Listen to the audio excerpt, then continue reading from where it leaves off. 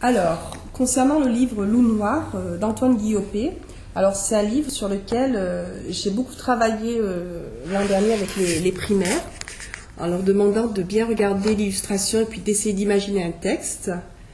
Et puis, je suis retournée naturellement vers ce livre cette année. Je l'ai de nouveau reconsulté. Et puis, j'ai demandé à Bernadette de le regarder. Puis, j'avais envie qu'elle découvre cet auteur, cet illustrateur, qui je trouve est très intéressant. Alors, Loup noir, c'est mon album coup de cœur d'Antoine Guillopé. Et donc, c'est l'histoire... En fait, oui, il y a autant d'histoires que de personnes.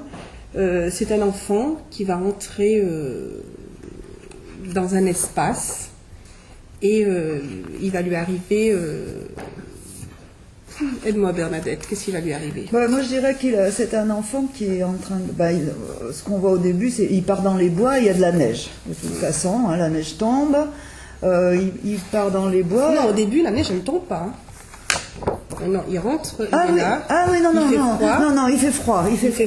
Si, il y a des traces de pas, il y a de la neige, puisqu'il y a des traces de pas dans la neige, mais elle tombe pas, effectivement. Tombe pas. Oui, je me trompe. Au niveau illustration, c'est très joli. Les arbres d'Antoine Guillopé c'est de la dentelle. C'est des très belles dentelles, c'est magnifique. Il y a la fameuse écharpe.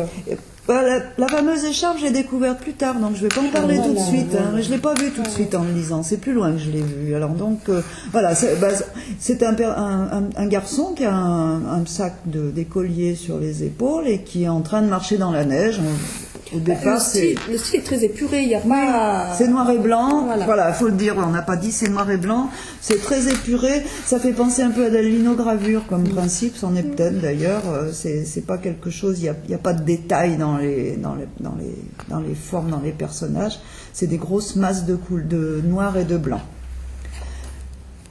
Donc après on le voit rentrer dans cette forêt mais qui est encore très dentelle, les arbres se penchent les uns sur les autres, on sent la voûte des arbres qui se referme, il est dans un espace tout blanc, lui il est très noir et sur la page de droite, c'est une page rectangulaire en format paysage, on découvre une énorme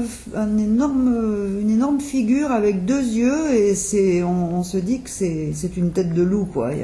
On a vu le titre, ça pourrait être une tête de chat aussi. Ça fait penser aussi au chat d'Alice au pays des merveilles un petit peu où on voit que là on voit les yeux, on voit pas le sourire.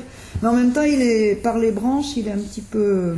Il est caché. Il est caché, mais ça fait, on pourrait dire aussi que c'est sa bouche. Enfin, bon. Je voulais revenir sur la page précédente où le petit bonhomme, il apparaît tout petit par rapport aux arbres. Et on a le sentiment qu'il va être avalé par cette forêt qui est immense. Oui, tout à fait. Donc les pages suivantes, sur la page de gauche, on voit ce qui est... C'est un loup. Ça vraiment c'est un loup très noir qui est le prolongement du loup c'est les arbres, donc il est vraiment pris dans la forêt, ses traces sont noires dans la neige blanche et le petit garçon il est beaucoup plus loin, il est petit, il est dans la forêt l'a avalé là, tu disais tout à l'heure, là il a vraiment été avalé par la forêt, mais il avance dans la neige, c'est normal. Il n'est pas inquiet. C'est normal. On le voit plus loin, la neige tombe, donc neige blanche sur fond noir sur la page de gauche, neige blanche aussi sur fond noir, mais au milieu des arbres qui sont blancs, du petit garçon qui est blanc, mais qui a l'air joyeux, aussi bien il chante, il joue, il saute, on imagine qu'il est heureux dans cette forêt, il a l'habitude d'y passer peut-être. Un petit peu plus loin, ça s'active un peu là, il marche un peu plus vite, on a l'impression qu'il marche plus vite, il a des gestes un peu désordonnés sur la page de droite, et sur la page de gauche, c'est une chouette qui a pas l'air terrifiante, mais qui a peut-être fait son cri et qui a peut-être fait peur à l'enfant. Donc là, il commence à paniquer un petit peu. Là. Moi, je vois pas du tout la même chose. Je vois une chouette qui observe, peut-être avec un regard bienveillant, qui observe cet enfant qui est entré dans cette forêt. Et effectivement, jusqu'à présent, tout était calme, la forêt, la neige, la forêt, on rentre, pas de bruit, silence. Et puis là, hop, un mouvement, l'enfant se met à courir. l'écharpe est en mouvement et du coup ça rythme.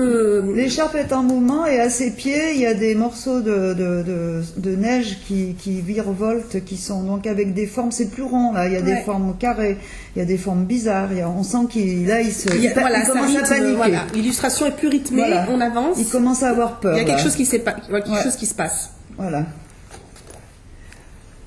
Les pages suivantes, eh bien, le loup est de profil, il observe, il guette, on dirait, il guette à travers les arbres, il y a toujours la neige qui tombe, neige blanche sur fond blanc, neige blanche sur fond noir, et le loup est toujours très noir, bien sûr, mais il est toujours caché.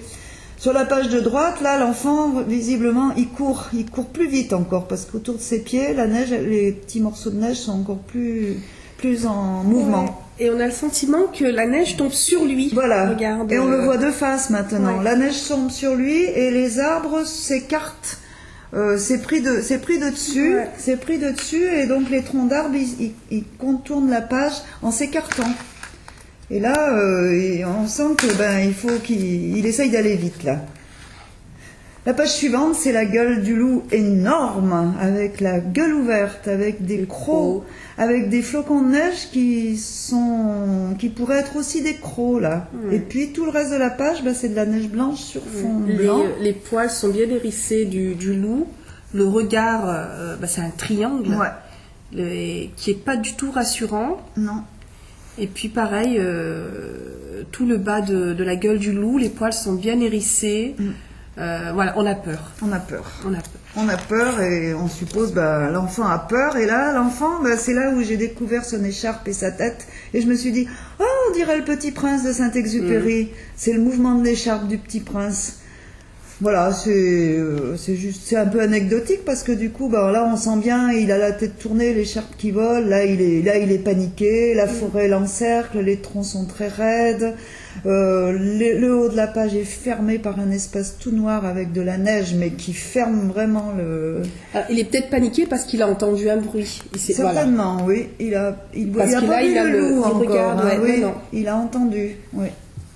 Il a la tête retournée, donc on suppose qu'il a entendu un bruit et il court. Donc il court dans la forêt. Et là, la forêt, elle est très stylisée. Sur la page de gauche, c'est une forêt avec des arbres blancs, des troncs blancs et fermée par tout un environnement très noir. La neige, elle est blanche là en bas de page, mais elle ferme.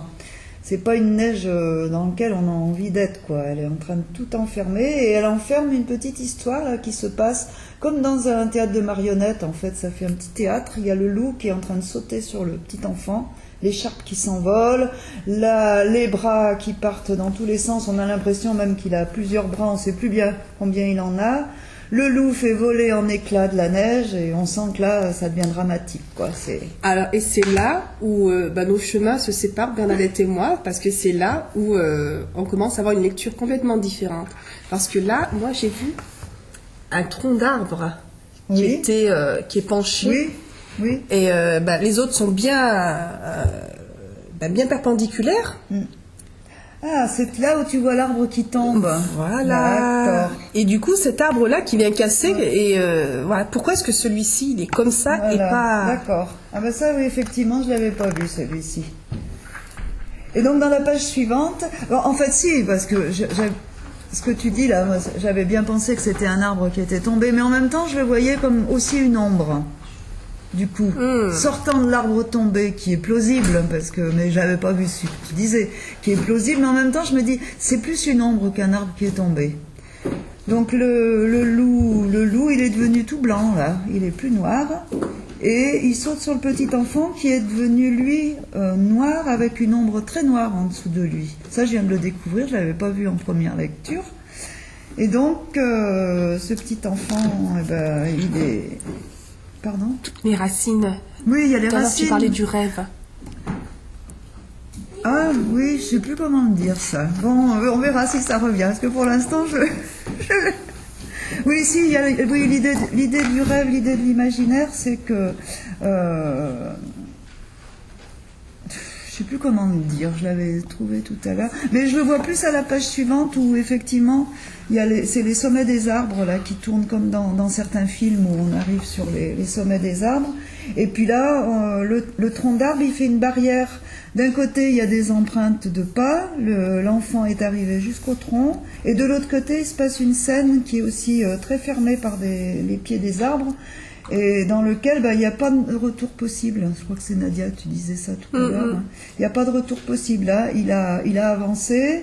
Il y a les deux personnages, donc le loup qui ne fait plus rien, qui n'attaque on ne sait plus. pas ce qui... En fait, on voit donc la silhouette du loup, la silhouette du petit garçon là, qui est allongé. On ne sait pas ce qui s'est passé. Là, on sait pas, oui. Il se passe... On ne passe plus rien. Là, c'est un stand-by. C'est figé. C'est figé. Il y a un arrêt. Il y a un arrêt figé. Sur image, on va dire. Et tout à l'heure, Bernadette a vu l'arbre comme une barrière. Voilà.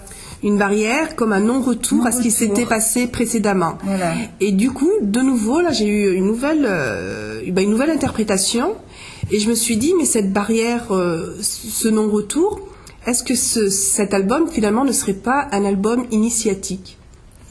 Où l'enfant doit passer des épreuves, surmonter sa peur, surmonter sa crainte, pour pouvoir passer au cap supérieur. Voilà, moi c'est pour ça aussi que dans ce livre-là, j'y voyais une notion soit de rêve, soit d'imaginaire. C'est vrai que moi je mets le mot rêve, mais c'est le mot imaginaire, qui est un album pour montrer que on se fait peur, mais qu'on se fait peur pour surmonter sa peur aussi, qui n'est pas une peur réelle, parce que c'est vrai que maintenant on va plus rencontrer des loups dans les bois, mais on a des peurs qu'on s'invente.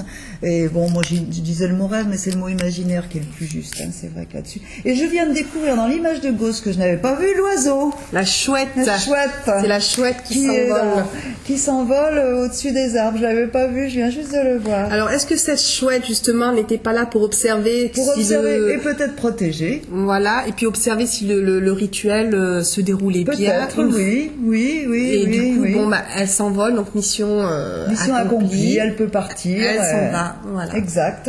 Et à la fin, ça se termine par une double page qui est vraiment très chaleureuse. C'est le petit garçon et en fait, il est en train d'embrasser un gros chien blanc très gentil et qui le protège. Voilà.